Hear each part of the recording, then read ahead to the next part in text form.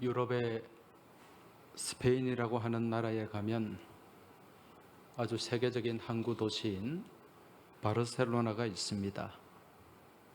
여기에 가면 1000년이 넘는 역사를 가진 조선소가 있는데, 이 조선소는 처음에 문을 열어서 처음 배를 만들었을 때부터 지금까지 자신들이 만들어서 납품한 그 배와 똑같은 모형을 조선소에 전시를 해 놓는다고 합니다.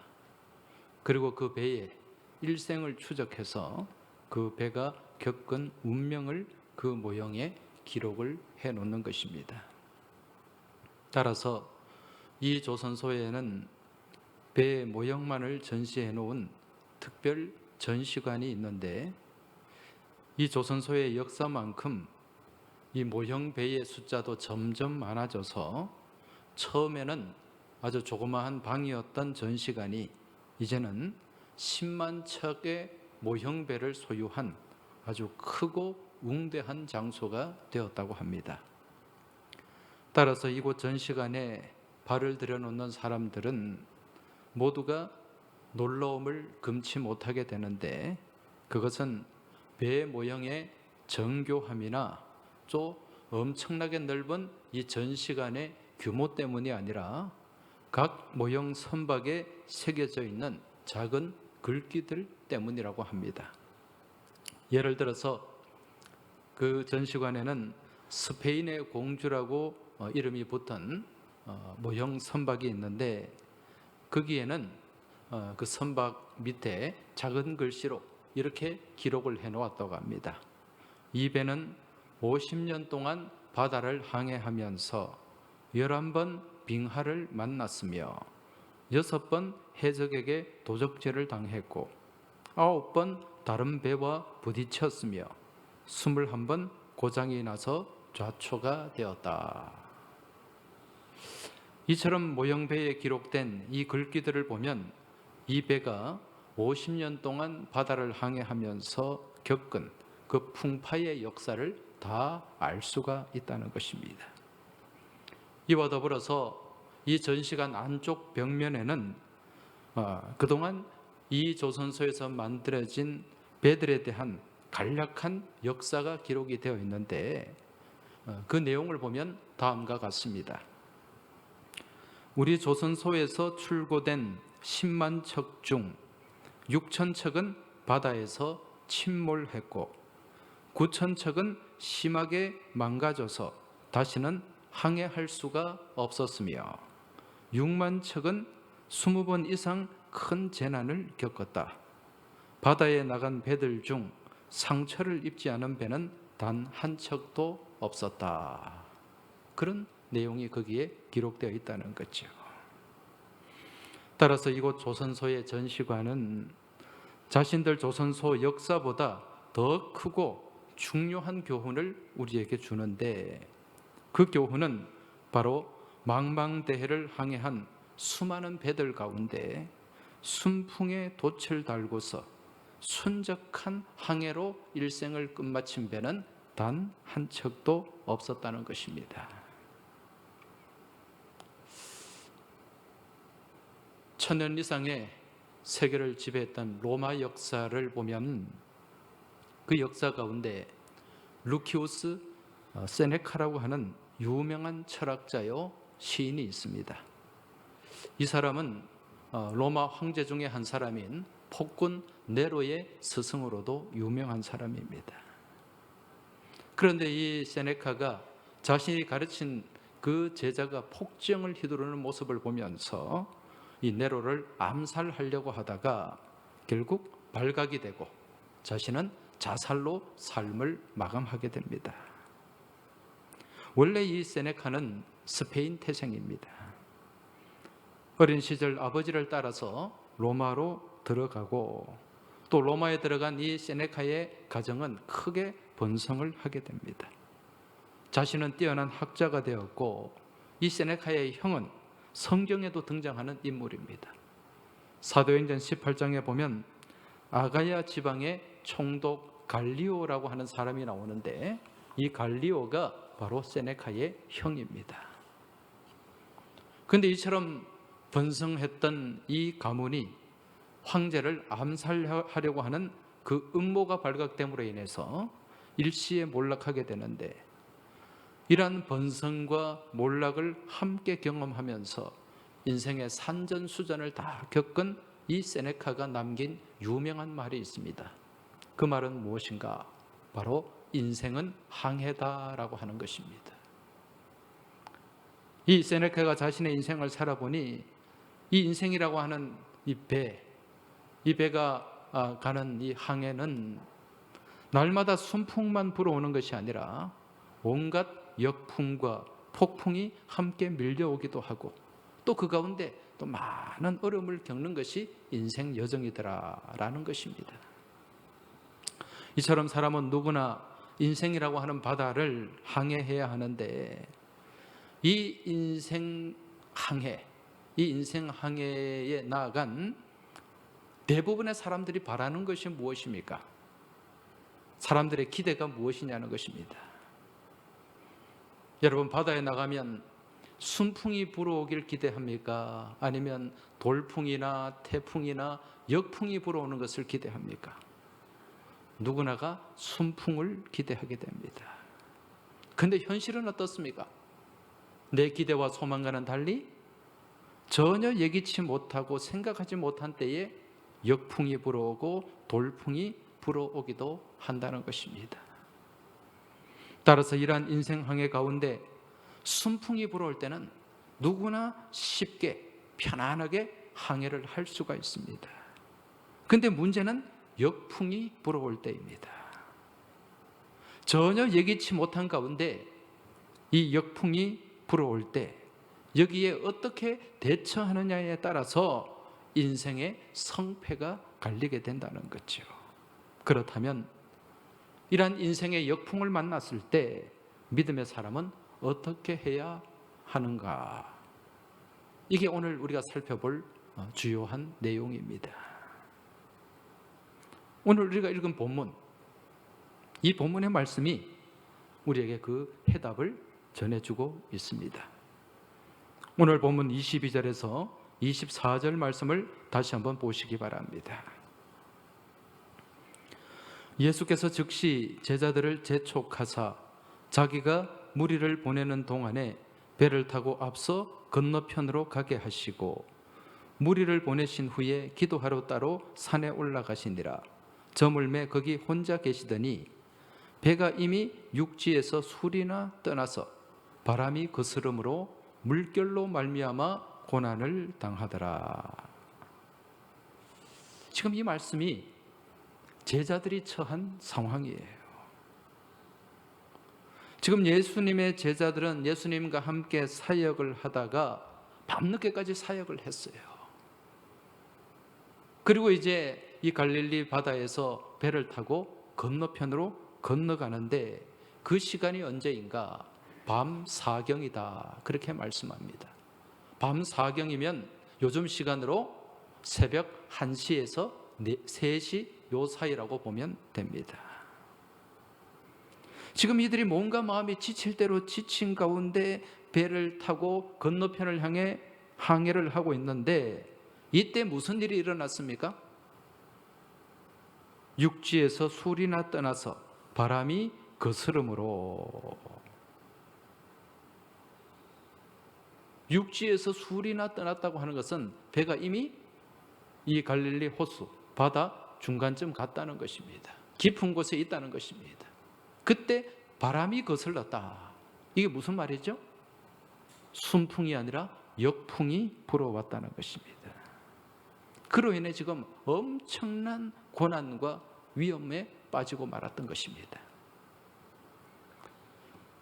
아마 잘 아시는 분도 계시겠지만 이 이스라엘 북쪽에 있는 이 갈릴리 바다, 이 갈릴리는요 지형이 아주 독특해요.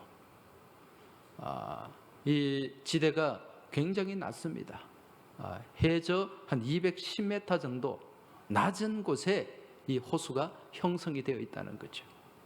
그리고 그 주변에 둘레에는 또 아주 높은 산들이 둘러싸고 있습니다. 분지라는 거죠. 그로 인해서 이 갈릴리 호수는 갑작스런 이 기후의 변화가 나타나는데, 그래서 늘 이곳에는 바람이 불고 있고요. 또 그리고 새벽에 순간적으로 그렇게 돌풍이 불고 역풍이 불어온다는 것입니다. 예수님 당시에도 사람들은 이 호수를 왕래할 때 바람을 이용해서 다녔습니다. 사람들은 시간에 따라서 부는 바람의 방향을 알고 있어요. 그래서 그 바람의 방향을 이용해서 이 갈릴리 바다를 건너가게 되는데, 순풍이 불어올 때는 아주 순적하게 그렇게 항해를 할 수가 있었습니다. 아마 지금 제자들도 순풍이 불어오는 그 시간대에 배를 타고 건너편으로 건너갔을 것입니다. 그런데 갑자기 무엇을 만나게 됩니까? 거스르는 바람, 역풍을 만나게 된 거죠. 이 내용이요, 오늘 이 마태복음만 나온 것이 아니라 마가복음, 요한복음에도 동일하게 이 말씀, 이 내용이 등장하고 있습니다. 마가복음 6장에 보면 제자들이 이러한 역풍에 맞서서 아주 힘겹게 노를 저었다, 그렇게 말씀하고 있습니다. 그런데 문제는 이 역풍에 맞서서 사람들이 젓는 노, 이게 한계가 있다는 것입니다. 왜 그렇습니까? 아무리 건장하고 강한 사람일지라도 그 앞을 가로막는 자연의 힘 앞에서는 너무도 초라하기 때문에, 너무도 나약하기 때문에. 여러분 한번 생각해 보시기 바랍니다. 지난 주간에 태풍 마이삭이 우리 부산을 강타하고 지나갔습니다. 이제 또 지금 이거보다 더 큰 태풍이 이 일본과 한반도를 향해서 또 지금 올라온다고 하지 않습니까? 여러분, 이런 태풍에 맞서서, 이 자연의 힘 앞에 맞서서 우리가 할 수 있는 게 뭐가 있습니까? 우리가 뭐 어떤 힘을 가지고 태풍의 방향을 바꿀 수 있습니까? 그렇지 않아요. 그저 마음속으로 약해지기를 바라고, 비켜가기를 바라고, 피해 없이 지나가기를 바랄 뿐이라는 거죠. 그리고 우리가 할 수 있는 것은 그저 집에 창문이 깨지지 않도록 창문을 굳게 잠그고 거기다가 테이프를 발라놓는 정도, 그 이상 그 이하도 우리는 할 수가 없습니다. 혹시라도 지금 태풍이 올라오고 있는데, 여러분 태풍 올라올 때 좀 더 이 집을 단속해야 되겠다는 그런 마음에 태풍이 부는 가운데 베란다로 나가거나 집 밖으로 나가지 마시기 바랍니다. 그러한 자연의 힘에 맞서서 뭔가를 하려고 하다가 오히려 더 큰 어려움, 더 큰 피해를 당할 수가 있다는 것입니다. 지난 주간에 뉴스를 들어 아시겠지만은, 지난번 이 마이삭 태풍이 불어올 때 우리 인근 사하구에 어느 여성이 그 태풍이 부는 시간에 아파트 이 베란다 문을 어떻게 좀 해보려고 그러다가 유리가 깨져가지고 그 유리에 그냥 과다출혈로 목숨을 잃고 말았습니다. 이처럼 강력한 자연의 힘 앞에서 인간의 모습은 너무도 약하고 또 초라해질 수밖에 없는데, 이러한 인간이 자연에 맞서서 뭔가를 하려고 한다는 것, 그 자체가 아둔하고 또 어리석은 모습이라는 것입니다. 이러한 태풍뿐만 아니라 지금 우리를 덮치고 있는 이 코로나를 향해서도 우리가 할 수 있는 게 뭐가 있습니까? 지금 그저 마스크 착용하고 다니면서 조심하는 것, 그거밖에 없잖아요. 지금 제자들 또한 이러한 바다의 역풍 가운데서 무언가를 해보려고 했지만 그들이 할 수 있는 것은 아무것도 없었습니다. 자, 그렇다면 이러한 역풍은 순간순간 다가오는데, 특히 우리 인생 항해 가운데 이러한 역풍이 불 때가 참 많이 있는데, 우리가 이 역풍을 바라보면서, 이러한 인생의 돌풍을 바라보면서 어떻게 대처해야 하는가? 여러분, 이걸 가장 지혜롭게 대처하는 방법이 뭘까요? 이 역풍에 맞서는 걸까요? 아닙니다. 이 역풍을 이용하는 겁니다. 이 역풍을 역이용하는 거예요. 우리 인류가 배를 타고 강이나 바다로 나간 그 역사를 살펴보면 한 5,000년이 넘어요. 주전 3,000년부터 인류가 이 뗏목을 만들고 또 배를 만들어서 강으로 나가고 바다로 나가기 시작했다고 합니다. 그런데 이러한 배가 이제 점점 발전을 해가지고 처음에는 사람의 힘으로 노를 저어서 가는 배였는데 나중에는 무엇을 이용하기 시작했습니까? 바람을 이용하기 시작했습니다. 이 돛을 발명하게 된 거죠. 그러면서 이 배의 사이즈가 굉장히 커지게 됩니다. 처음에 인류가 발명한 돛, 이 배의 돛은 어떤 모양의 돛일까요? 우리가 잘 아는 그 황포 돛, 사각형 이 돛입니다. 이 사각형 돛을 가지고 이 순풍이 불어올 때 배 뒤에서 바람이 불면 그 바람의 힘으로 이제 배가 앞을 향해 나아갈 수 있었다는 거죠. 근데 문제는 뭡니까? 순풍이 불어올 때는 순적하지만 무엇이 불 때는 역풍이 불 때는 큰 어려움에 봉착하게 됩니다. 그래서 사람들은요, 이 큰 배를 움직일 때 이 역풍이 불어올 때를 대비해서 이 배 밑에다가 누구를 거기에 집어넣었습니까? 노예들을 집어넣는 거예요. 그래서 역풍이 불어오면 그 돛을 내리고 노예들에게 노를 젓게 해서 이제 앞을 향해 나가게 했다는 겁니다. 그렇지만은 이 사람의 힘에는 한계가 있기 때문에 먼 바다로 나갈 수가 없었습니다. 그런데 주후 13세기, 13세기 이후부터는 이제 이러한 노를 사용하지 않고서도 오직 바람의 힘만을 이용해서 아주 먼 바다까지 나갈 수가 있게 되었습니다. 이러한 획기적인 항해의 변화를 가져올 수 있었던 것, 그것은 무엇인가? 바로 기존의 사각돛이 아닌 삼각돛을 발명하고 그것을 이용하면서부터였다는 것입니다. 사람들이요, 이 삼각돛을 발명하고 난 이후부터 이 바람을 역이용할 수가 있었어요. 순풍이 불 때만 돛을 이용할 수 있었는데 이제부터는 맞은편에서 오는 역풍도 내 동력으로, 에너지로 이용할 수가 있었다는 거죠. 이 원리는요, 이 과학적으로 보면 비행기가 뜨는 원리와도 같은 겁니다. 이 양력이라고 하는 것인데, 이건 뭐 제가 과학자도 아니고 전문가도 아니기 때문에 자세하게 설명은 못 해드립니다. 우리 교회 그 항공우주공학과 교수인 그 이대우 집사님한테 물어보면 설명이 잘 될 겁니다. 아무튼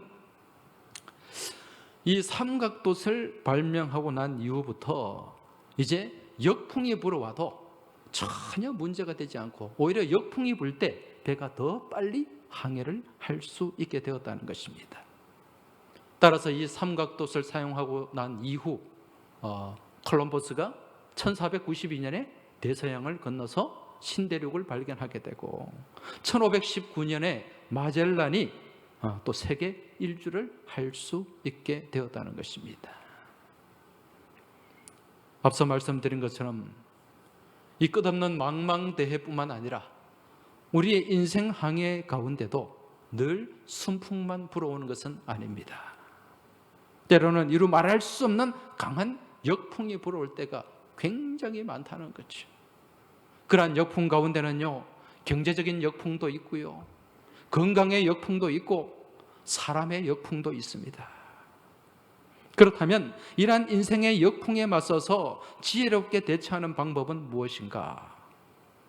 그것은 바로 내게 불어오는 그 역풍을 내 인생 항로의 동력으로 역이용하는 것입니다. 그러기 위해서는 반드시 필요한 게 있어요. 이 배의 역풍을 이용하는 도구가 무엇이었습니까? 삼각돛이었습니다. 우리 인생도 이 인생의 항해 가운데서 이 역풍을 이용하기 위해서는 이 배 가운데 무엇이 세워져야 되는가? 삼각돛이 세워져야 된다는 거죠. 그럼 그 삼각돛은 무엇인가? 오늘 본문 31절, 32절을 한번 보시기 바랍니다. 예수께서 즉시 손을 내밀어 그를 붙잡으시며 이르시되 믿음이 작은 자여 왜 의심하였느냐 하시고 배에 함께 오르매 바람이 그치는지라. 할렐루야. 지금 역풍을 만난 제자들은요, 엄청난 혼란과 두려움에 빠져 있었습니다.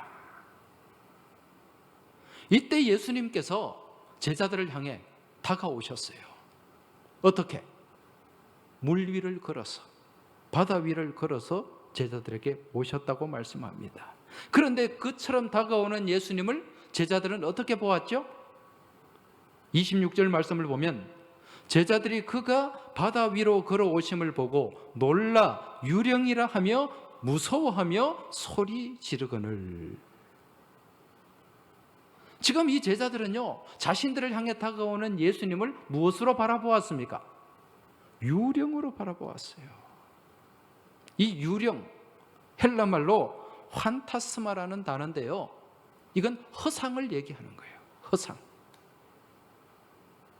다시 말해서 자신들의 위기 가운데 다가오시는 예수님을 실상이 아닌 허상으로 바라본 것입니다. 여러분, 우리가 살아가면서 순간순간 만나게 되는, 겪게 되는 삶의 위기, 이것은 예수님을 제대로 만날 수 있는 정말 좋은 절호의 기회입니다. 왜냐하면 이 기독교 변증가 C.S. 루이스의 말처럼 고난은 하나님의 메가폰이기 때문에 그렇다는 거예요. 이 C.S. 루이스가 어떤 말을 했냐면은, 하나님은 쾌락 속에서 우리에게 속삭이시고 양심 속에서 말씀하시며 고통 속에서 소리치신다. 고난은 귀먹은 세상을 향해 불러 깨우는 하나님의 메가폰이다. 무슨 얘기입니까? 이 하나님의 음성은요, 우리가 쾌락 가운데 놓여져 있을 때는 아주 작은 속삭임으로 들려요. 들릴 동 말동해요. 왜? 쾌락에 빠져 있기 때문에. 그런데 이제 우리의 양심이 회복이 되면 하나님의 말씀이 이제 들리기 시작해요. 그리고 이제 이 고통 속에 우리가 빠지게 되면 하나님의 음성이 더 크게 확성기가 되어서 들리게 된다는 거죠. 그래서 고난은 귀먹은 세상을 불러 깨우는 하나님의 메가폰이라고 얘기하는 것입니다. 고난은 하나님을 더 가까이, 더 깊이 만날 수 있는 기회라는 거죠. 이처럼 제자들의 삶 가운데 찾아온 역풍은 예수님의 실상을 깨닫고 예수님을 제대로 만날 수 있는 절호의 기회였는데, 왜 지금 이들은 예수님을 환타스마, 허상으로 본 것일까요? 그 이유는 한 가지입니다. 그들에게 올바른 믿음이 없었기 때문에 그래요. 그래서 예수님이 뭐라고 말씀합니까? 믿음이 작은 자여, 왜 의심하였느냐? 믿음이 잘못되어 있다는 겁니다. 그러한 불신 가운데 두려움과 공포에 빠져있던 제자들이, 그들이 탄 배 가운데 예수님이 올라타시고 그들과 함께 하셨을 때 역풍이 그쳤다고 말씀합니다. 다시 말해 그들에게 예수님이 허상이 아닌 실상이 되어 함께 하셨을 때 역풍이 순풍으로 바뀌게 된 것입니다. 33절에 보면 배에 있는 사람들이 예수께 절하며 이르되 진실로 하나님의 아들이로소이다 하더라. 예수님의 실상을 깨닫게 된 것입니다. 여러분, 오늘 우리의 인생의 항해도 마찬가지입니다. 우리 인생 항해 가운데 역풍을 만날 때 그 역풍을 역이용할 수 있는 인생의 삼각도시 필요한데, 그 삼각도시 무엇인가? 바로 오늘 본문을 통해서 우리가 알 수 있는 것은 삼위일체 하나님으로 우리 인생 가운데 임마누엘 하신 예수 그리스도라는 사실입니다.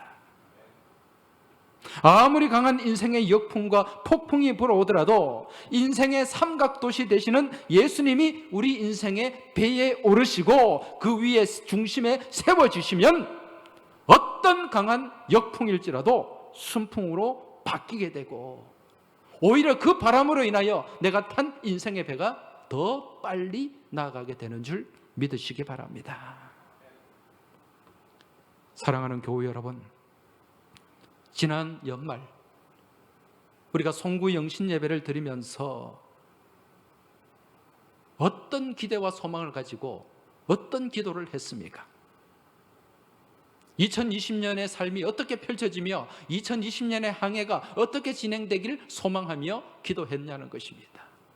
아마 이 자리에 계신 분, 가정에 계신 분 모두가 2020년 한 해의 인생의 항해가 순적하길 기도했을 것입니다. 순풍에 돛단 듯이 그러한 항해가 진행되길 소망했을 것입니다. 그런데 지금 우리의 현실은 어떻습니까? 지금 우리는 전혀 생각하지 못하고 예상하지 못했던 코로나19라고 하는 엄청난 역풍을 만나고 있습니다. 아울러 이러한 역풍의 중심에 지금 누가 빠져 있습니까? 한국 교회가 빠져 있고 우리 그리스도인들이 빠지고 말았습니다. 지금 한국 교회와 그리스도인들은 코로나 확산의 주범이 되고 말았고 따라서 모두의 공공의 적이 되고 말았다는 것입니다. 물론 이러한 과정 가운데는 교회와 그리스도인을 대적하는 악한 정치적인 프레임도 있지만 지금 이것만을 탓하고 있기에는 너무 큰 역풍과 암울한 위기에 지금 우리 교회와 그리스도인들이 봉착하고 있다는 것입니다. 자, 그렇다면 지금 이 역풍 가운데서 우리는 무엇을 해야 할까요?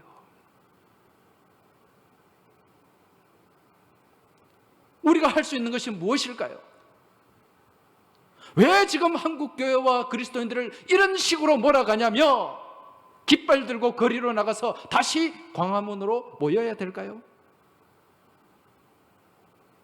지금 이때 우리가 해야 될 것은 분명합니다, 여러분. 지금 한국교회, 이 한국교회라고 하는 이 배의 그 중심에 삼각도시 있는가를 확인해야 됩니다. 그리고 지금 내가 타고 있는 이 인생의 배, 믿음의 배에 예수의 삼각도, 말씀의 삼각도시 분명히 세워져 있는가를 우리는 다시 바라보고 확인하고 점검해야 된다는 거죠. 지금 그 돛이 부러져 있다면 그 돛을 다시 세워야 됩니다. 그 돛의 방향이 뒤틀려 있다면 그 방향을 다시 잡아야 됩니다. 다시 말해서 우리 교회와 그리스도인들의 믿음이 예수 안에서, 말씀 안에서 바로 세워져야 된다는 것입니다. 그리고 허상이 아닌 실상을 바라봐야 됩니다. 예수님을 허상으로 바라보지 마시기 바랍니다. 실상으로 바라보고 실제 하신 우리 주님을 만나시길 주의 이름으로 축원합니다. 히브리서 11장 말씀을 보면 믿음은 바라는 것들의 실상이라고 분명히 말씀하고 있습니다. 그렇습니다. 우리의 믿음은 허상을 바라보는 것이 아니라 반드시 실상, 실체를 바라봐야 됩니다. 다시 말해서 하늘을 바라보고 하나님을 바라보아야지 세상을 바라보고 허탄한 허상, 세상을 바라보아서는 안 된다는 것입니다. 여러분, 주님을 향해 나아가던 베드로가 왜 물에 빠져서 허우적거리기 시작했습니까? 주님을 보지 않고 허상을 보았기 때문에 그렇습니다. 30절 말씀에 보면 바람을 보고 무서워 빠져가는지라 소리질러 이르되 주여 나를 구원하소서 하니, 지금 베드로가 예수님을 향해 나아가면서 예수님을 바라봐야 되는데 무엇을 바라봤습니까? 바람을 바라봤다는 거예요. 허상을 바라봤다는 거예요. 그러니까 빠지고 말았죠. 헤맬 수밖에 없었다는 것입니다. 오늘날 한국교회와 우리 그리스도인이 이 엄청난 역풍을 이기고 새롭게 나아가기 위해서는, 이 역풍을 도로 우리의 동력으로, 추진력으로 바꾸기 위해서는 오늘날 한국교회와 그리스도인의 삶 가운데 예수 그리스도의 삼각도시 다시 분명하게 견고하게 세워져야 될 줄 믿습니다. 그리고 우리가 바라보는 것이 허상이 아닌 실상을 바라봐야 됩니다. 교회와 그리스도인이 세상에 빠져서 세상에 매여서 세상을 바라보고 예수를 허상으로 보는 것이 아니라 지금 살아 역사하시고 우리와 함께 하시는, 실제 하시는 예수님을 실상을 바라봐야 된다는 것입니다. 그리할 때 우리를 마주하고 있는 이 역풍이 순풍으로 바뀌게 될 줄 믿습니다. 바라기는 이번 한 주간도 이러한 믿음 안에서 먼저 허상이 아닌 실상이신 우리 주님을 바라보고 내 중심에, 우리 가정에, 우리 교회에 예수 그리스도의 삼각돛, 말씀의 삼각돛을 다시 세우고 그러한 믿음으로 나아갈 때 순간순간 마주하는 이 인생의 역풍이 순풍으로 바뀌게 될 줄 믿습니다. 이런 한 주간도 이 믿음 안에서 복된 믿음의 항해를 하며 나아가는 여러분과 저의 복된 삶이 되길 주의 이름으로 축원합니다. 기도드리겠습니다. 하나님 아버지,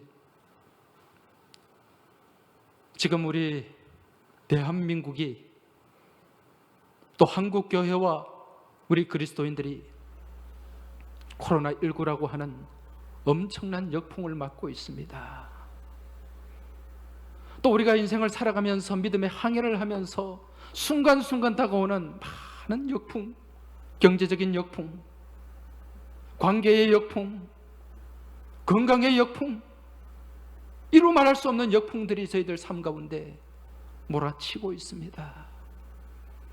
주님, 이러한 역풍 앞에서 두려워하지 않게 하여 주시고 원망하지 않게 하여 주시고 이 역풍을 바라보면서 말씀의 삼각돛, 예수 그리스도의 삼각돛을 다시 견고하게 세우고 이 역풍을 맞서 다시 나아갈 수 있도록 주님 도와주시옵소서. 이번 한 주간의 삶을 살아가면서 또 저희들이 어떤 역풍을 만날지 모릅니다.